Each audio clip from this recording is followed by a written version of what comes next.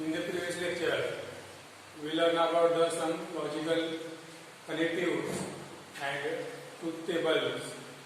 Today we learn about some examples.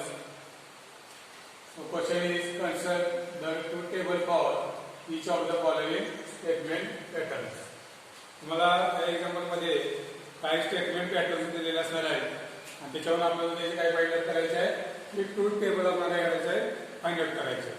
आता 5 logical कनेक्टिव्हज आपण last lecture मध्ये पाहिले होते त्याचे आपण ट्रूथ टेबल तयार केले आहे. बरोबर आहे का? त्या ट्रूथ टेबलचा यूज करून आपण काय करणार आहोत ते जे स्टेटमेंट पॅटर्न दिलेले आहे ते आपण काय करणार इथं सॉल्व्ह करणार आहोत.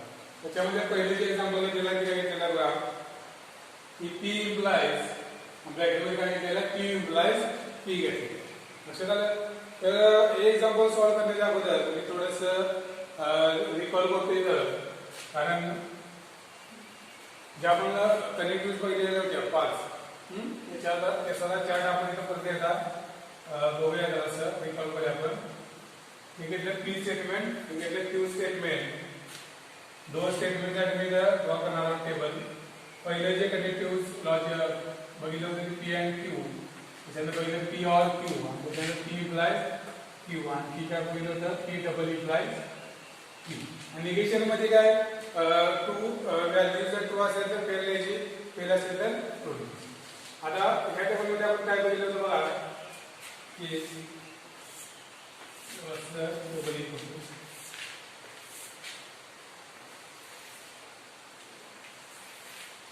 हा जर तुम्हाला टेबल ड्रॉ करता आला तर यातलं कोणतं पण एक्झाम्पल जर तुम्हाला विचारलं तर तुम्ही काय करणार बिंदास सॉल्व्ह करणार आहोत. कारण हे ज्या हा जो तुम्हाला टेबल तयार करता आला त्याच्यात कोणतंच एक्झाम्पल तुम्हाला आवड जाणार नाही आणि आउट ऑफ मार्क्स पडण्याचे खूपच चान्सेस आहेत. तुम्हाला हा जो टेबल आहे तो टेबल फक्त तुम्हाला तयार करता आला पाहिजे. तर P मध्ये आपण काय करणार P F घेणार आहोत. Q मध्ये आपण काय घेणार आहोत T F आणि P आणि Q मध्ये मी काय सांगितलं होतं की T तेवढा T असणार, अथवा सगळे काय असणार आहे F असणार आहे. जे T तेवढा T, बाकी सगळे F. त्याच्यानंतर P or Q म्हणजे काय सांगितलं होतं की F तेवढा F, बाकी सगळे T. म्हणजे F तेवढा F येणार, बाकी सगळे T. त्याच्यानंतर P implies Q मध्ये मी काय सांगितलं होतं बघा की T F तेवढा F येणार, बाकी सगळे T येणार. म्हणजे T F इथं एकच कंडिशन. तुम्ही असं म्हणू शकत नाही इकडून इकडे यायचं नाही. काय विचारलंय P implies Q. तिथे जर समजा तुम्हाला विचारलं असतं Q implies P तर तुम्ही इकडून इकडे आला तरी चालेल. पण विचारले का P implies Q म्हणजे इकडून इकडे, म्हणजे T F ही कंडिशन फक्त इथं आहे. त्यामुळे इतर फक्त F येणार, बाकी सगळे काय येणार इथं T येणार. असं झालं. त्याच्यानंतर P double implies Q. इथं काय सांगितलं होतं की T आणि F तेवढा काय येणार T येणार, बाकी सगळे F येणार. T येणार, F T येणार, बाकी सगळे काय येणार इथं. हा चार्ट जर तुम्हाला एकदा न बघता जर तयार करता आला तर असं कोणतं पण एक्झाम्पल जर तुम्हाला आलं तर तुम्ही काय करू शकता इथं सॉल्व्ह करू शकताय. तर पहिले जे एक्झाम्पल आहे ते आपण पहिल्यांदा इथं सॉल्व्ह करून घेऊया.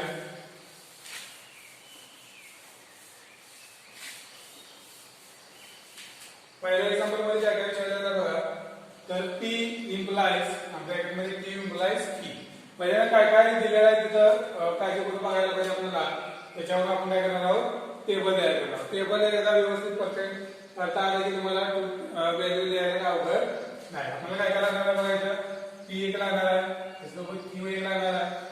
हा पहिल्यांदा इथे जर असं बघा पहिल्या ब्रॅकेटमध्ये बघा, ब्रॅकेटमध्ये आपण काय सॉल्व्ह करायचं आहे Q implies P. Q implies P आणि त्याच्यानंतर आपल्याला हे सगळे सॉल्व्ह करायचं आहे ना. पहिला आपण हे सॉल्व्ह करूया, त्याच्यानंतर हे सगळं म्हणजे लास्ट जो कॉलम असेल तो असणार P implies Q implies P. असा आपण काय करणार आहोत टेबल तयार करणार आहोत.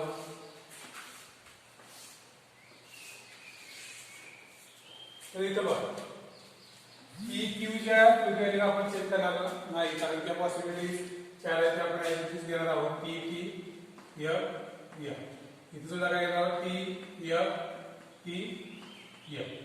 आता Q इम्प्लाइज P मगाशी मी सांगितलं मग कसं होतं P इम्प्लाइज Q होतं मग त्याच्यामुळे आपण P पासून Q कडे बघत होतो आता इथे काय दिलंय Q इम्प्लाइज P म्हणजे आपल्याला कुठे कुठे बघायला पाहिजे Q पासून P कडे बघायला पाहिजे आणि इम्प्लाइज मध्ये काय रूल आहे TF तेवढा काय असणार आहे F असणार आहे बाकी सगळे काय असणार आहे P असणार आहे मग आपण बघताना इकडून इकडे बघू चालला Q इम्प्लाइज P म्हणजे इकडून इकडे बघायला पाहिजे TF कुठे आहे का बघा तर इथं आहे TF तेवढा इथे काय होणार F होणार बाकी सगळे काय होणार इथं P होणार बाकी सगळे काय होणार इथं P होणार त्याच्यानंतर लास्ट कॉलम मध्ये काय विचारले बघा की P इम्प्लाइज ब्रॅकेट मध्ये काय दिलंय Q इम्प्लाइज P म्हणजे हा पार्ट हा पार्ट आणि P इथं आहे P चा कॉलम होता हा आणि हा कशाने इम्प्लाइज आहे Q इम्प्लाइज P हा पार्ट म्हणजे रूल आपल्याला तोच लागणार आहे कारण दोघांमध्ये कोणतं साइन कोणता सिम्बॉल आहे बघा इम्प्लाइज आहे इम्प्लाइज काय सांगतो TF तेवढा F याच्यामध्ये बघा TF कुठं आहे का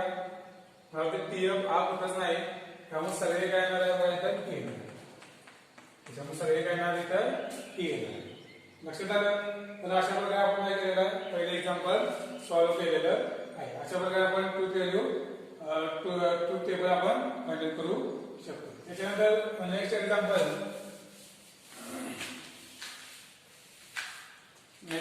काय दिलं P and Q P and negation Q P and negation Q double implies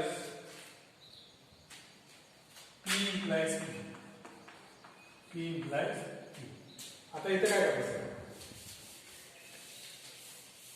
इथे सुद्धा किती स्टेटमेंट दिलेले आहेत दोनच स्टेटमेंट आहेत म्हणजे कोणते P आणि Q आता इथे काय करायला आपल्याला पहिल्यांदा P ला लावायचं आहे इथं बघायचं काय काय करायचं आहे Q ची पण करायचं आहे आणि Q सोबत आणखी इथे काय दिलेलं आहे निगेशन Q दिले आहे म्हणून मी इथे काय करतो एक कॉलम इथं वाढवतो इथला घेणार आहोत आपण निगेशन Q घेणार त्याच्यानंतर पहिला आपण हे सॉल्व्ह करणार हे घेणार मग या दोघांचं डबल इंटिग्रेशन घेणार मी त्याला P घेतलं Q घेतलं निगेशन Q घेतलं आता मी इथे हे घेणार काय P and निगेशन Q हा पार्ट त्याच्यानंतर मी हा पार्ट घेणार P implies Q याला मी फर्स्ट म्हणतो याला मी काय म्हणतो सेकंड म्हणतो आणि लास्ट कॉलम काय असणार फर्स्ट डबल implies सेकंड म्हणजे दिस implies दिस डबल implies दिस ते आपल्याला इथे सॉल्व्ह करायचं काय म्हणून करायचं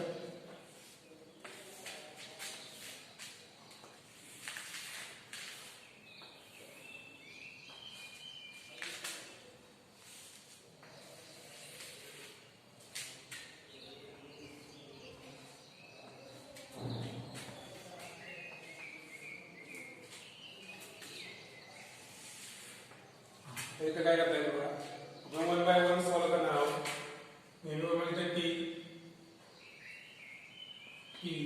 F T F आणि निगेशन Q आता मग मी तुम्हाला सांगितलं होतं निगेशन मध्ये आपण काय करणार आहोत ट्रूथ व्हॅल्यू T असेल तर F घेणार आहोत F असेल तर T आता Q ची ट्रूथ व्हॅल्यू काय आहे T म्हणजे तर निगेशन साठी आपण काय करणार आहोत F तिथे F आहे तर T तर T आहे काय करणार आहोत F तिथे F आहे तर लक्षात आलं त्याच्यानंतर P and negation Q हे कसं सॉल्व्ह करणार बघा P कॉलम आपला इथे आहे negation Q इथे आहे तो आहे म्हणजे कोणता सिम्बॉल आहे अँड म्हणजे कंजक्शन कंजक्शनचा रूल आपल्याला काय सांगतोय T तेवढा T बाकी सगळे F तर या दोघांमध्ये T कुठे आहे बाकी आणखी कुठे T आहे का नाही बाकी सगळे काय नाव इथं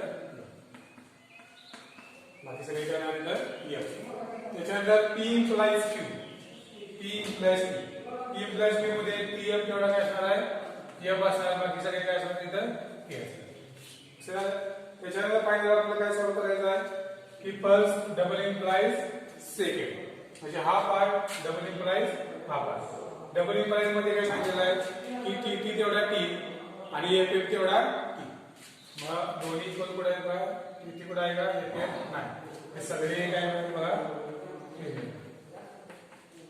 सगळे इथे काय येणार आहे F येणार लक्षात आलं अशा प्रकारे आपण काय केलेलं आहे सेकंड एक्झाम्पल सुद्धा काय केलेलं इथे सॉल्व्ह केलेलं आहे त्याच्यानंतर तुम्हाला पाहिजे असेल तर तुम्ही ते स्क्रीनशॉट सुद्धा काढून घेऊ शकताय त्याच्यानंतर थर्ड एक्झाम्पल घेऊया आपण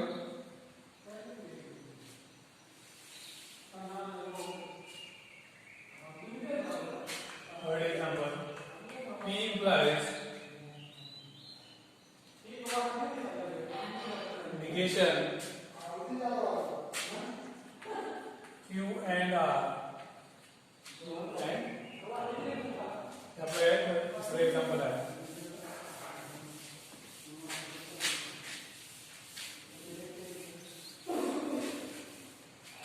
आतापर्यंत जे आपण एक्झाम्पल जे सॉल्व्ह केलेले तिथे दोनच स्टेटमेंट होती, कोणती पी आणि क्यू.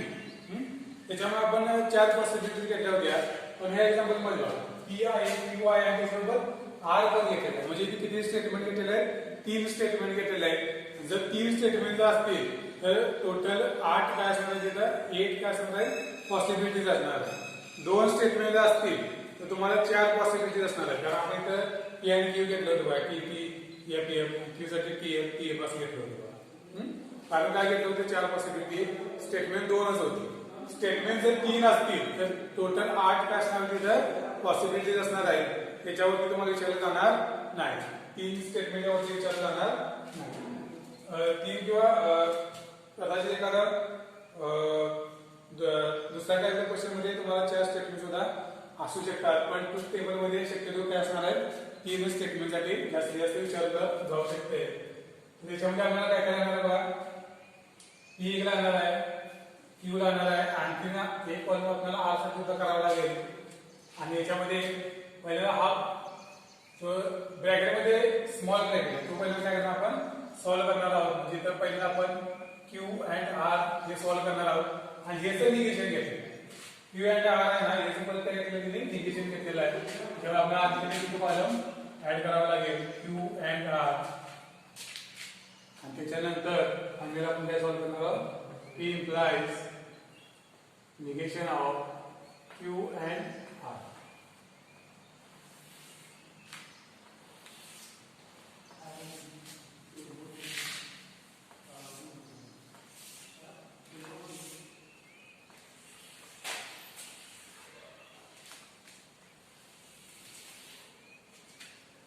तर तुम्हाला सांगितल्याप्रमाणे इथे किती पॉसिबिलिटी असणार आहे?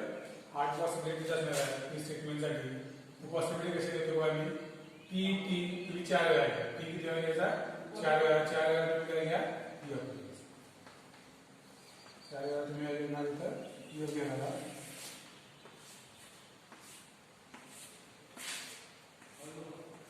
इथं बऱ्याच वेळा थोडंसं मिसअंडरस्टँडिंग होतं बघा. पी साठी आपण 4 योग घेतलेला आहे. तर क्यू साठी काय घ्यायचं? 2 वेळा टी घ्या, 2 वेळा योग घ्या. 2 वेळा टी घ्या, 2 वेळा योग घ्या. कसं झालं? आणि आर साठी काय करायचं? अल्टरनेटिव्ह घ्यायचं. T F T F T F असं घेत आपण जाणार आहोत. T F T F T F T F आपण आर रिपीट करतो बघा. पी साठी आपण काय घेतलेलं? 4 टी 4 एफ. क्यू साठी काय घेतलेलं? 2 T 2 F 2 T 2 F. R साठी काय घेतलेलं? Alternative T F T F T F T F. आणि आता त्याच्यानंतर काय सॉल्व्ह करायचं बघा आपल्याला की Q and R. Q and R म्हणजे हा पण ह्या दोघांच्यामध्ये कोणता सिम्बॉल आहे? कंजक्शन. कंजक्शनचा काय रूल आहे? टी टी तेवढा टी, म्हणजे टी टी बरोबर हा टी होणार. आणि पुढे किती आहे? इथं एक टी आहे आणि ते आहे. बाकी सगळे करणार इथं बाकी सगळे इथे करणार आहे. त्याच्यानंतर इथे काय केलेलं आहे? क्यू अँड आर चा निगेशन घेतलं. क्यू अँड आर चा काय घेतलेलं आहे? निगेशन. म्हणजे इथं ज्या ट्रुथ व्हॅल्यू आहे त्याची आपण काय करणार आहे? अपोजिट व्हॅल्यू घेणार. म्हणजे ट्रू असेल तर फेल घेणार, फेल असेल तर ट्रू. म्हणजे इथे एफ असेल तर टी, एफ इथं आहे टी, इथे टी आहे तर एफ घेणार, इथे एफ आहे टी, एफ आहे टी, इथे एफ आहे तर टी. त्याच्यानंतर लास्ट कॉलम मध्ये काय सांगितलं बघा? पी इम्प्लाइज दिस. पी इम्प्लाइज दिस. पी पार्ट इथं आहे आणि ह्याला इम्प्लाइज. या दोघांमध्ये कोणता सिम्बॉल आहे? पी आणि हा पार्ट. त्याच्यामध्ये कोणता सिम्बॉल आहे? इम्प्लाइज.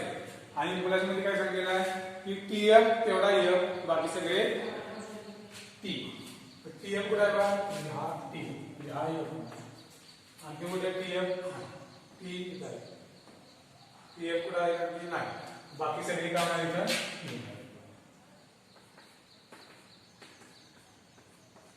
बाकी सगळे पी एफ जो एफ का आला कारण टी आहे इथे एफ आहे म्हणून तो काय झालाय? एफ आलेला आहे. बाकी सगळे काय आलेले? टी आले. कारण इम्प्लाइज मध्ये काय एकच रूल आहे की टी एफ तेवढा एफ असणार, बाकी सगळे टी असणार. टी एफ आपल्याला एकच इथे मिळालेले, बाकी सगळे काय नाही तर टी आहे. लक्षात आलं? पाहिजे असेल तर तुम्ही एकदा स्क्रीनशॉट सुद्धा काढून घेऊ शकताय. त्याच्यानंतर आणखीन एक एक्झाम्पल घेऊ आपण. Example number 4.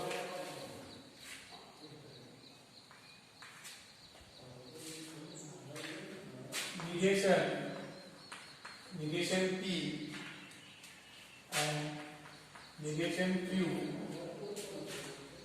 or Q.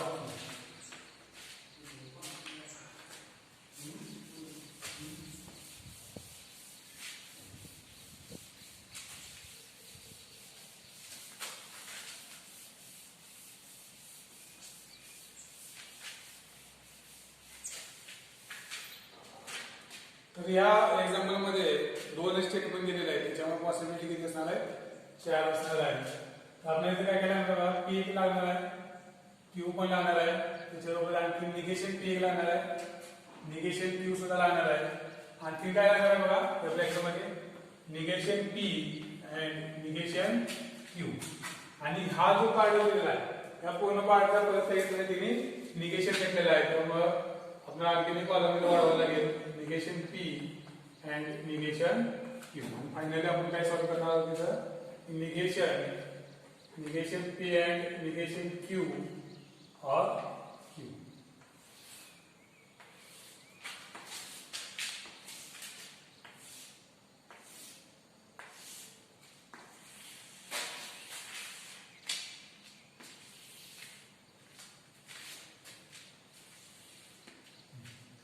तर याच्यामध्ये आपल्याला P मध्ये काय दिलं?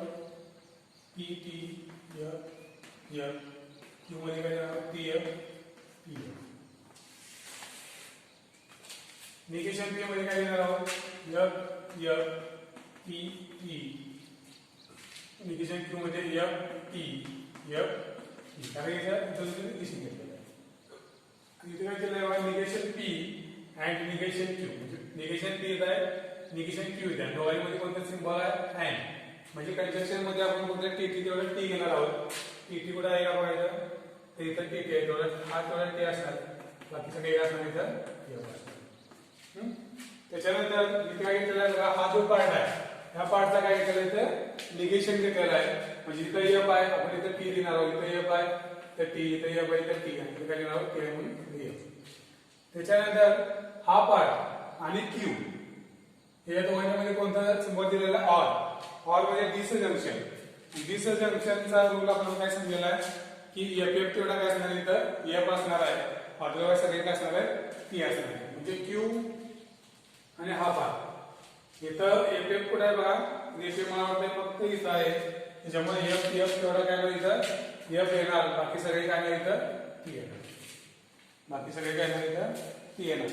अशा प्रकारे आपण आज काही एक्झाम्पल्स घेऊन त्याचे ट्रूथ टेबल सुद्धा काय केलेले इथं फायनल केलेलं आहे.